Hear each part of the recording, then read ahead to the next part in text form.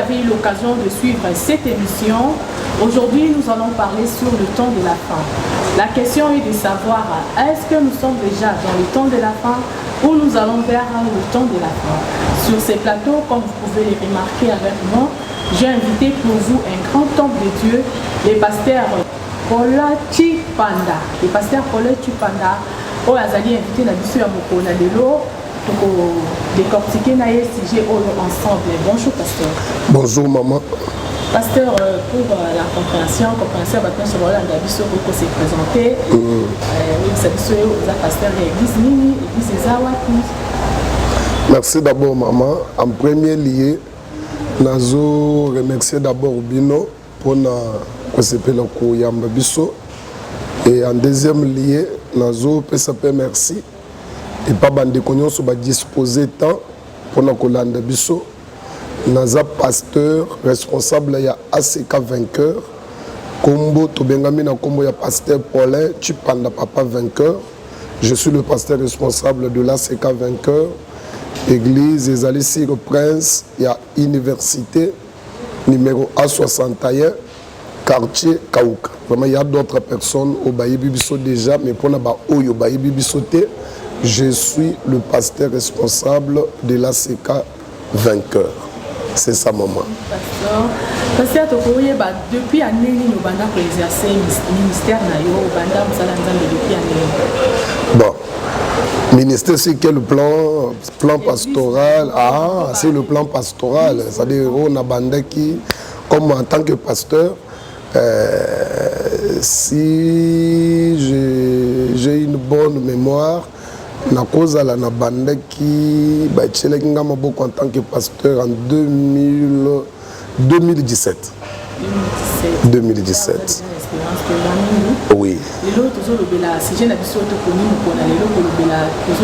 le temps de la fin. Par définition, vous pouvez expliquer ce temps de la fin.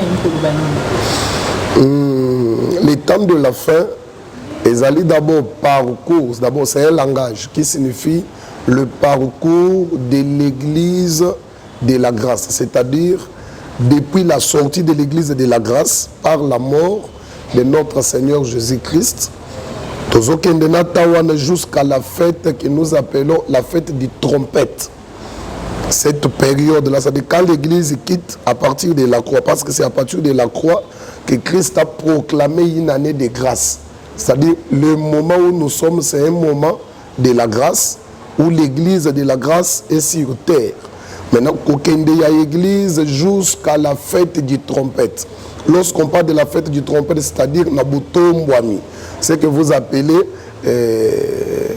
enlèvement. C'est ça ce qu'on appelle bibliquement la fête du trompette.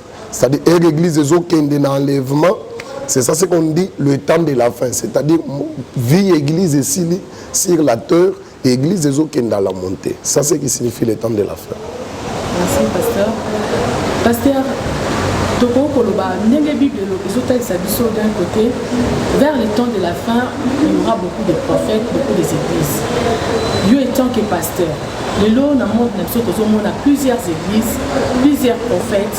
On a eu déjà vers le temps de la fin, ou bien tous qui vers le temps de la fin. Point de vue dans ce sujet, on a comment l'église est comme ébélée, ma prophète basée ébélée. Oui, ma maman, merci. Bon. Église, il faut aller ébélée. Quand vous allez à l'église ébélée, ce n'est pas un péché. Ce n'est pas aussi une abomination. Église, il faut aller toutefois ébélée. Tous en a babar partout. Babar, ils en a bakouignon sur de la rue. Les lots sont commis, bon, un lieu comme limité. Moi, si je me souviens, en 2002, 2003, jusqu'à 2005, ils allaient passer au monde à bar, on a limité. Mais ce qui est actuellement, tu vas bon limiter ma maman. Ce qui est actuellement, au commune à limiter, le lot que tu veux babar et côté à limiter. Ce qui est le lot na bandal. Vous trouvez que dans chaque parcelle bar est allé. Pourquoi pas l'église est allée les Bibles les autres qui bilangue les amounene. Au yebi jusqu'à là, ils allaient pas point nous sous na nous kutu sangomala mu comité. C'est-à-dire il faut nous saler ça ma sangomala mu kota. Na kati na mboka wana zana ba fond ya mboka mususu ozo trouver que la parole de l'Éternel n'est pas encore prêchée comme il faut. Faut sangomala mu kende tina fond il y a beaucoup. Mais jusque-là, là, nous sommes là, c'est-à-dire pour moi, je peux dire, l'église est en bébé, c'est ça qu'il faut que tu aies bébé.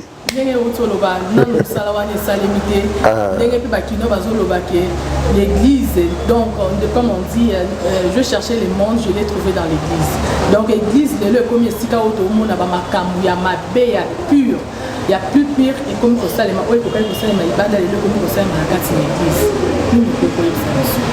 Merci. Pour l'église, maman, on a le but, il faut aller bêler. Ça dit l'église, bon, je n'ai jamais été à New York, mais avec le pasteur qui sont là-bas, à New York, tu trouveras qu'il y a des églises partout. Ça dit aux autres, on trouve que l'église est landani à New York. Mais aux États-Unis, ils ont tout, oui. Le problème est que l'église est dans le monde. La prochaine que nous devons comprendre, l'église est dans le monde. Mais l'église ne fait pas partie du monde. C'est-à-dire que nous sommes dans le monde, mais nous ne sommes pas du monde.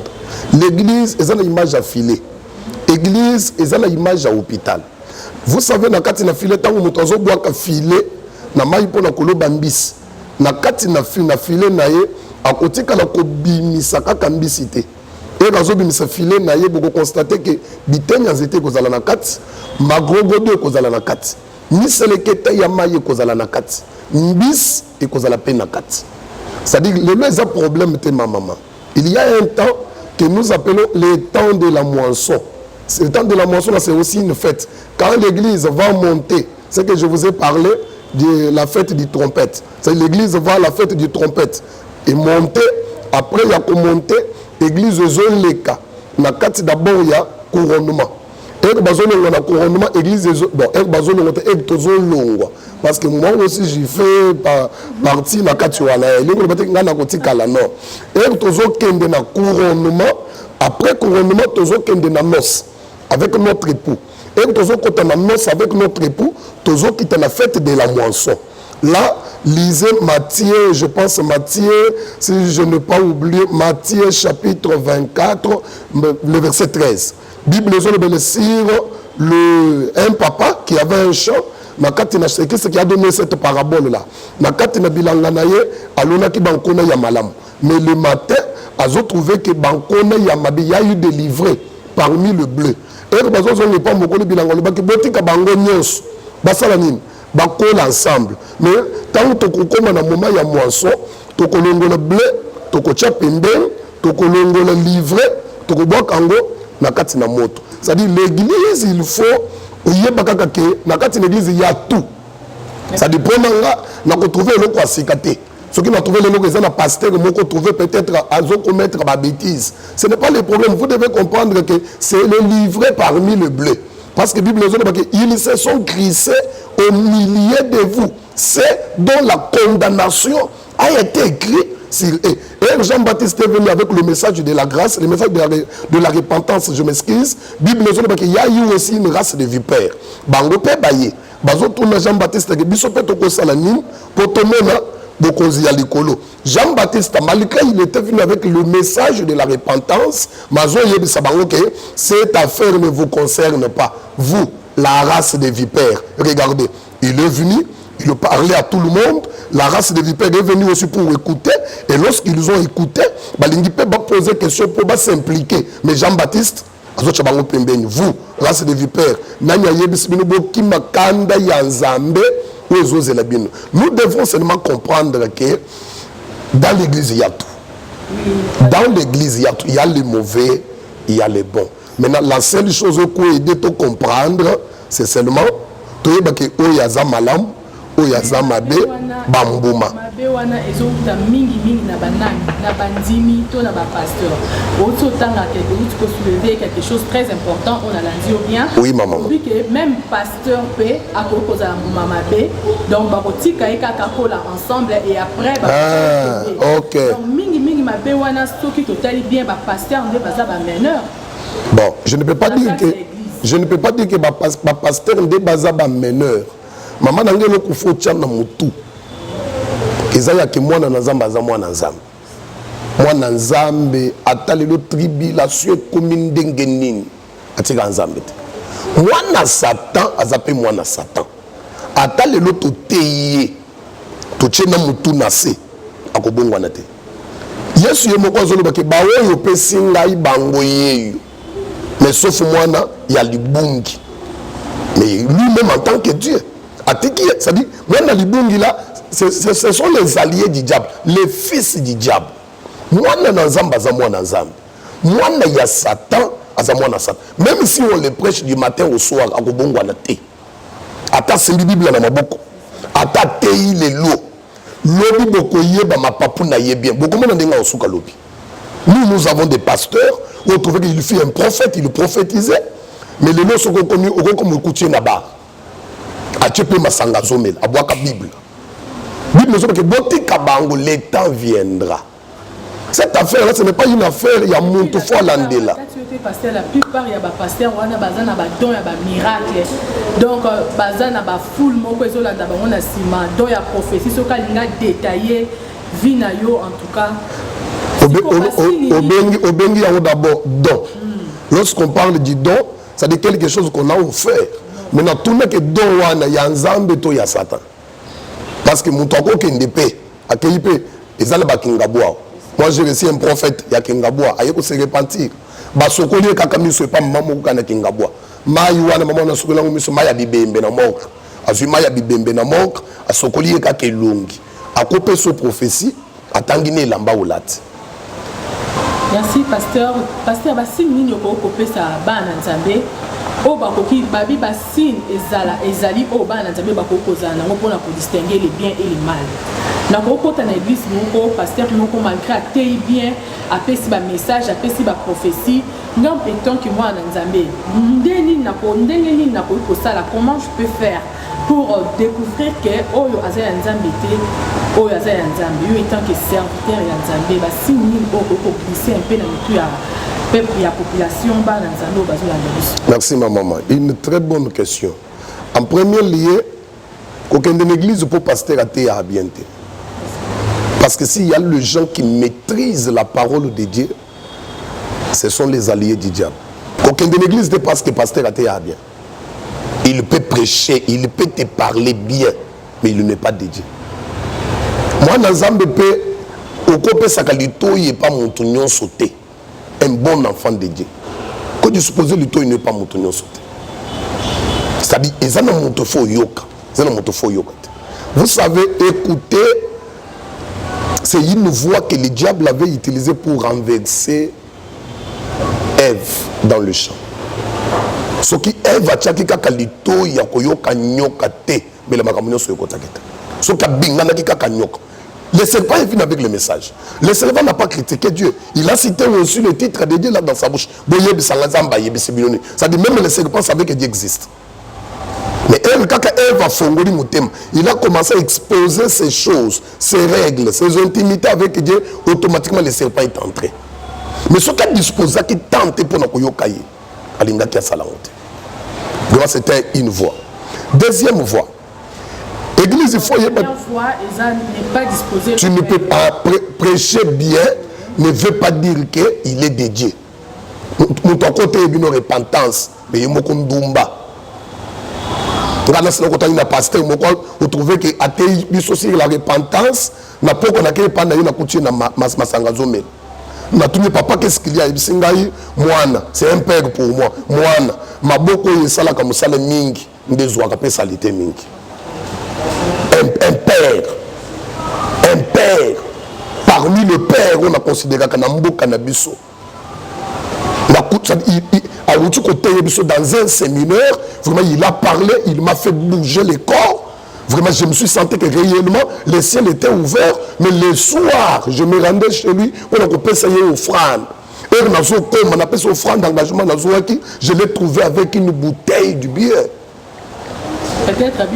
J'ai dit, mon papa, qu'est-ce qu'il y a? Il me dit, mon fils, arrête. Mon fils, arrête. Ma boko est ça là comme ça, le mingi. De son kakapé mingi. De son kakapé salité mingi. C'est lui qui me dit ça. Il faut faire beaucoup d'attention. Vous savez, pardon ma maman, vous savez, lorsque le diable est venu pour tenter Christ, le diable est venu avec le verset biblique dans sa bouche. Lisez Luc chapitre 4.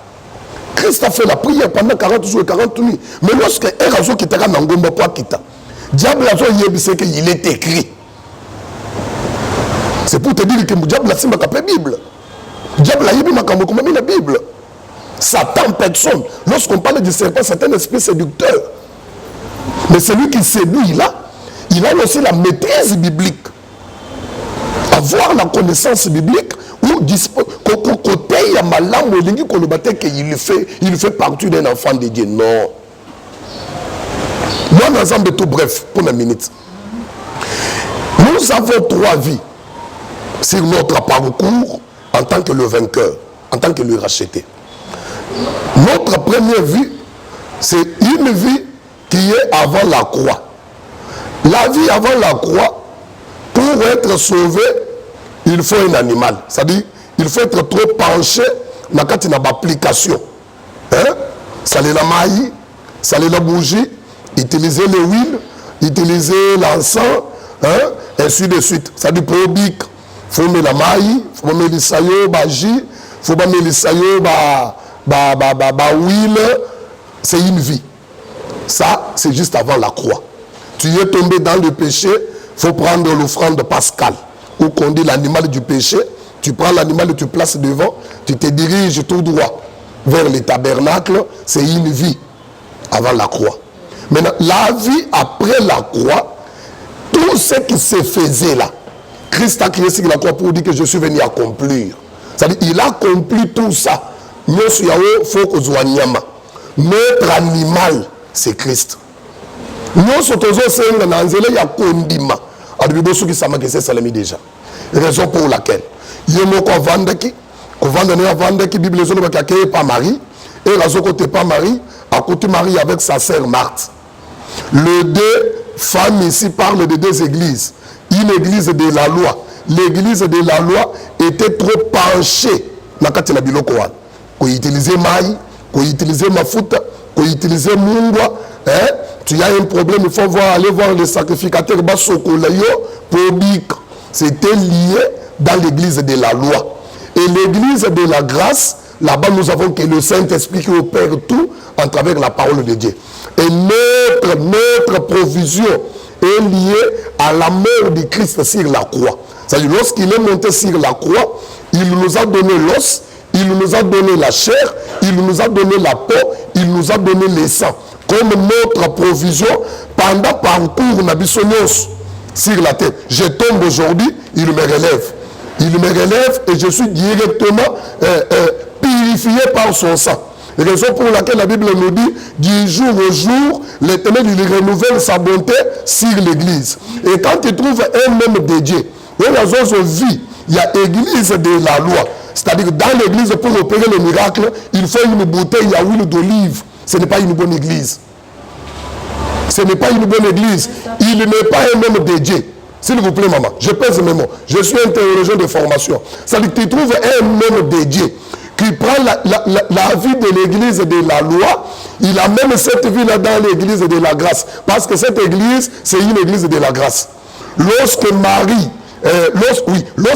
Marthe plutôt s'engageait avec des travaux ménagers, Marie était au pied de Jésus. Marthe a dit, ça y est, Christ. Mais nous avons dit ça y a kolamba na cuisine. Au côté de la langue de Gonangata ya kusulanga. Yes, on a dit que oyo salawan, mokileko botol. Mais Marie a vendu azo yok oyo mokileko botol yete. C'est-à-dire, au côté de l'huile d'olive. Mais oyo Marie a bandaki ko yok, c'était la parole de Dieu. Liloba na nzambe bako botol te. C'est-à-dire, au côté de kamala libulu ya nkos. Mais si tu as la parole, nkos a aussi beauté. Mais l'huile d'olive au Congo na fleuve Congo lelo kano baluko ko na fleuve Congo ko pa ko la wilite mais na samai je peux crier na beleli Yesu akiti na samai wana même na canal ya poisson wana meninga bwa kinga libana. C'est-à-dire quand vous trouvez un homme dédié en train de prendre la vie de l'église de la loi, il applique cela dans l'église de la grâce. Il n'est pas un bon serviteur de Dieu. Il se cache sous la parole de Dieu, juste pour véhiculer l'église. Mais eux, sont ça les Merci, pasteur. Donc, si je comprends bien, des signes au festival Nzambe, il y a le bosso et biso que tokoki bakoki couper sa oreille, lito ina mutu. Ah, couper sa lito ina mutu nyo sauté. Atate bien, aza apôtre, aza prophète, alobela repentance mugile ninga ko landa yete, ko ke l'église on a pas katé ya bien té. Landela ye bien, kaka ndenga té ya ko makambo té ko na sala kangote. Parce que ce n'est pas sa vie. Yami balé olobi église nyonso oyo eza ko sala msala Nzambe na huile d'olive. Église Yamabé. S'il vous plaît. Oui. Vous savez, hein, il y a ce qu'on appelle les inspirations. Oui. L'inspiration. C'est-à-dire quelque chose où il y a par hasard. Mais comme habitualité. Okay. C'est-à-dire quoi? Allô mon papa, je suis malade. Maman, vous êtes malade. Zon gobelet, main de l'eau à l'entrée, je vais prier. C'est une inspiration.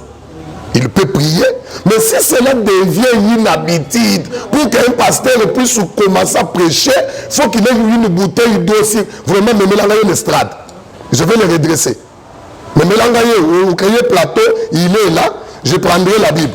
Tu vois que là, je parle sans la Bible, non? Mais le jour-là, j'aurai la Bible en place. Okay, pour les redresser et les dire que, allons, on a aveugler, moi, j'ai reçu beaucoup, maman. Azouakabaji, le loi, a cancer. Na niveau ya bagonade abane kozwa baji azolalisa na manque alalisi yango na manque le matin il vient avec pour commencer à donner à l'église mais azoloba que c'est la parole de Dieu. Des fois c'est la huile d'olive, il a été initié na limité awa l'église les a la peine. C'est-à-dire il faut faire beaucoup d'attention. Vous savez ensemble retrouver que l'église pour samedi là au fond dans la chapelet, ce n'est pas une église dédiée. C'est un temple du diable sur la terre. Dans l'église de la loi, maman, moi, un pasteur, un pasteur, pour opérer le miracle, il faut un toge sacerdotal. Le toge sacerdotal n'existe plus. Christ est venu accomplir tout. Lorsqu'il a dit, maintenant tout est accompli. Ce n'est pas encore que les gens n'ont pas de tabac, n'a même un tabac l'église, n'a pas sa pasteur à 4 ans tabac, un tabac sur le non. Jean-Baptiste, il a déclaré pour dire que voici l'agneau de Dieu qui ôte le péché du monde. C'est-à-dire qu'il a présenté Christ comme l'agneau qui est venu expier tous les péchés de l'humanité. Et non seulement de la maison de Jacob. Même s'il était venu pour la maison de Jacob. Mais lorsque Jean-Baptiste nous a présenté Christ, il a dit l'agneau de Dieu qui ôte le péché du monde. Lorsqu'on parle du monde, même les Congolais sont à l'intérieur. Ok, pasteur, vous avez beaucoup à dire. C'est un thème très profond et très capital. Voilà. À propos, là, sûr que nous sommes pas en pratique, un peu pour comprendre quand on va se retrouver. Il y a un pasteur. Alors, pasteur, les gens combo na bino, les a traînés dans la boue. Les gens qui va pétiner sur la pasteur quelque part, moi la musu suku tu na début à kopon la motema, musu soazo le balayo comme il s'est profondément pas le bas. Ceux qui nous tel pasteur tel à continuer là c'est qu'un gars peut dans kota. Baebani. Baebani. Les gens qui nous va pasteur pour ça la sonité à se présenter peut-être quelque part on a banni la bino musu ne va nous salir. kosalira eza kindumba te kosalira kindumba te aza na ba raison alobeli ke soki tel akoti lole ye pe fo akota ana ba raison na ye qu'on ne peut pas dire ici. Il a ses raisons. Soki osololi na ye va te le dire parce que ce n'est pas seulement l'impudicité, ce n'est pas seulement komela masanga wana te aza na ba raison na ye valable parce qu'ayebi maman il y a ce qu'on appelle l'abomination et le péché. Le péché pèse moins que l'abomination.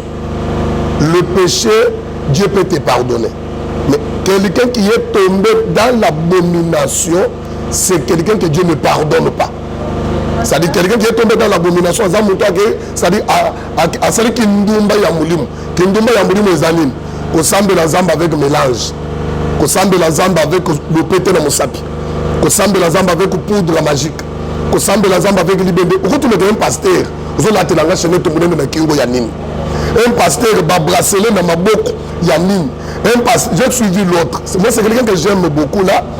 Avec ma maman oui. Tala baba qui minene na musapi. Bato bazo tourner baba qui yanine. Oh bako c'est un diamant. je n'ai pas enlevé ça, te donner, tu vends, tu achètes la parcelle. Est-ce que c'est un pasteur? Est-ce que c'est un pasteur celui-ci? Même si c'est un diamant, est-ce qu'un pasteur il peut dire ça? Je peux te donner ça, tu achètes, tu vends ça, tu achètes même une parcelle. Est-ce que cet homme c'est un pasteur? Vous ne voyez pas que c'est quelqu'un qui devrait faire même le businessman, mais il sait trouver dans l'œuvre de Dieu. C'est ça, pasteur. Vous trouvez des gens avec des trucs là, ma maman, effacez-les. Pasteur, est-ce que vous, personnellement, vous croyez en l'enlèvement? Parce que dans la religion, que la terre sera transformée au paradis. Lui étant que serviteur de Dieu, vous croire que Tokomata ou bien Nakukilo, Kakade, vous allez transformer dans le paradis. Minute Ndesili, il y a la fin du monde, Tokomata. Tokomata, oui. Parce que lorsque nous parlons des 3 chambres du tabernacle, le parvis, le lieu saint et le lieu très saint. Le lieu saint, c'est en haut. Le lieu saint, c'est là où nous allons passer notre couronnement et notre noce avec notre époux. C'est en haut. Et le lieu très saint, c'est sur la terre. C'est-à-dire, si Mayabiso Komata, Tango Tozo Mata, Nakokita Nabiso de fête, il y a moisson. C'est-à-dire que nous nettoyons Biso Kazon du Maké, enlèvement, ils ont la raté. Tous les 7 fêtes de l'éternel parlent de quoi? Parce que quand on parle de cette fête de l'éternel, c'est même on a fait à Sainte-Sainte de l'église, a fait à la Loponamine. Même on a zone de ma Pâques, Pâques en Dimaga Loponamine. Les églises à Christ. Parce que Sainte-Sainte, c'est fête, Sainte-Sainte, les alliés fête, et l'église au corps de Christ fait ça en mémoire de notre Seigneur Jésus-Christ. C'est une recommandation pour nous. C'est-à-dire qu'on trouvait quelqu'un qui te dit qu'il n'y a pas la fin du monde, mais il est en train de fêter les Saintes Seine. Il faut tourner que la fête là du Père sans levain, que tu es en train de fêter, ne fait pas partie de cette fête de l'éternel. Et quand on parle de cette fête de l'éternel, tourner, qu'appelle-t-on la fête du trompette? Tourner ce qu'il y a qu'appelle-t-on la fête du moisson? Parce que ce sont les fêtes de l'éternel. Ce sont les robots yango. Le robot est l'enlèvement exact. Tandis que la Bible nous parle de cette fête de l'éternel. Et qu'on a la Togokit. Wana mabele et qu'on a la boyele sous-souté. Jugement dans Zambé et qu'on a la nde Togokit. Nous aussi, toko juger n'a pas ange. C'est sur cette terre. Mabele et qu'on a la boyete. Qu'on a dans le palais. Dans le palais là c'est pour 1000 ans. Mayanzezate, Zalezate, diable n'a pas tu peux la prison là pendant 1000 ans. Ou lorsqu'on parle de millénium, il y a tout ça. Nakomata. Ngai nakomata. Mais pour répondre à vous déjà, voilà, nous sommes à la fin de cette émission, pasteur, mot de la fin.